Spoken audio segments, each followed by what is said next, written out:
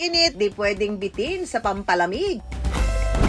Kaya deserve nyo ang 1 litrong mango sago.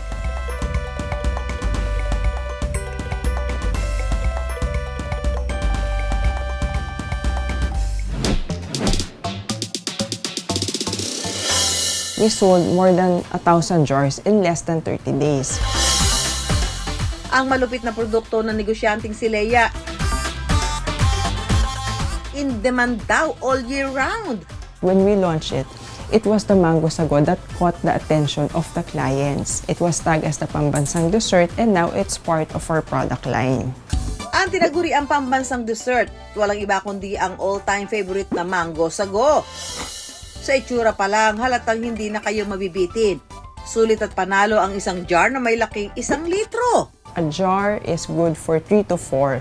We made it for sharing kasi nung time na yun, lahat family sa bahay eh. So, sharing siya and then the shelf life naman, hindi naman siya masyadong tight. It's 4 to 5 days refrigerated. Sa presyong 400 pesos, happy tummy na ang buong pamilya at barkada. Ang mango sago ni Leia hindi mahirap gawin pero mahirap daw gayahin. Maraming gumagawa, maraming gumagaya, maraming nakikita. But I tell you, and I'm very confident, you try ours. It tastes different. Hindi lang siya basta cream na hinalo with mangga. Even the composition. So we have a special, we call it the special dressing. But basically, of course, we use milk. We don't add sugar. No sugar added kami. The sugar content is strictly from the milk and the fruit. Mango puree, fresh mango cubes at sago na nakahalo na sa kanilang special dressing. Kapag pinagsama-sama,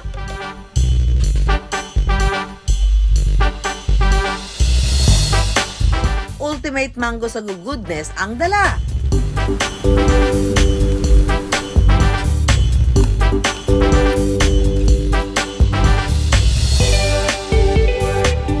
Para masiguro raw na walang maihahalong maasim na mangga sa kanilang mango sago, believe it or not, isa-isa raw nila itong tinitikman.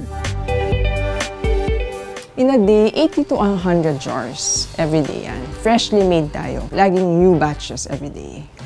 Dahil sa pagtangkilik ng kanilang mga suki sa mango sago, wala pang 2 buwan, nagdagdag na sila ng iba't ibang flavor ng dessert jar. Ang malupit na produkto ng negosyanteng si Leia, in demand daw all year round. Ang 1 litrong mango sago. Ayan na ako mga kanegosyo. Ito ang challenge sa atin ay hulaan ko daw kung ano ang mga flavor nito. Tuloy kanina ko pa iniisip, ano ba itong mga flavor ito? Wala akong nababasa dito sa likod. Maniwala kayo. So huhulaan ko, 6 yan. Sana lang may mga tumama. Okay? Ito ay coffee. Pinya ba to? Mango. Vanilla. Melon. Avocado. O, mali ako sa 2. Bukod sa mango sago, mayroon na rin melon medley. Buko lychee. Avocado paradise. Fruit cocktail. At para sa coffee lovers, available na rin ang Coffee Delight.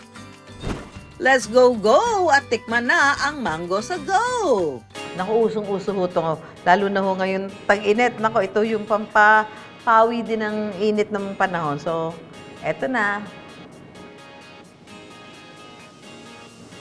Alam mo, lasang-lasa yung mangga kasi mango season ngayon. So talagang tinadtad ng mangga. Hindi siya yung syrup o yung mga artificial mango na yung iba may mga ganun daw eh. 100% this is fresh mango. Para naman sa mga always on the go, available din ang Solo. 150 pesos ang isang 12-ounce cup. Ang kasikatan ng dessert jars hindi raw hinog sa pilit. Our favorite mango sago. Dahil hindi man sponsored, may mga content creator at artista na raw ang nakabili at nakatikim na nito. Ang sarap! We have influencers who are really posting it and it really helped us a lot that time. Also, you have to know your market. That's very important. Who is your market? Who is your target market? What do they want? What can you give them? It's knowing that we'll be able to deliver a good product. Abot kamay ang dessert jars within Metro Manila and nearby cities. Pwedeng mag-order online, pero pwede rin mag-walk-in sa kanilang store sa Quezon City at Muntinlupa. Once nag-order ngayon, automatic pwede na namin i-ship out. Ganun kabilis. Every day, as early as 6 a.m., open na yung commissary namin for production na yan. By 8 a.m., dinidispatch namin lahat ng orders. Ang kita sa dessert jar business, matamis pa sa hinog na mangga. Our daily sales for 100 jars a day, that's times 400. So that's 40,000 for the mango sago alone. Since day one, consistent hard work daw ang itinanim ni Lea at ng kanyang staff sa pagpapatakbo ng negosyo. In anything, walang madali. So lahat talaga yan may struggles and may hirap. Pero huwag mo mawala ng pag-asa. With hard work, discipline, and of course prayers, lahat yan kaya naman ma-achieve. Ang negosyong nagpunla ng sipag at tiyaga.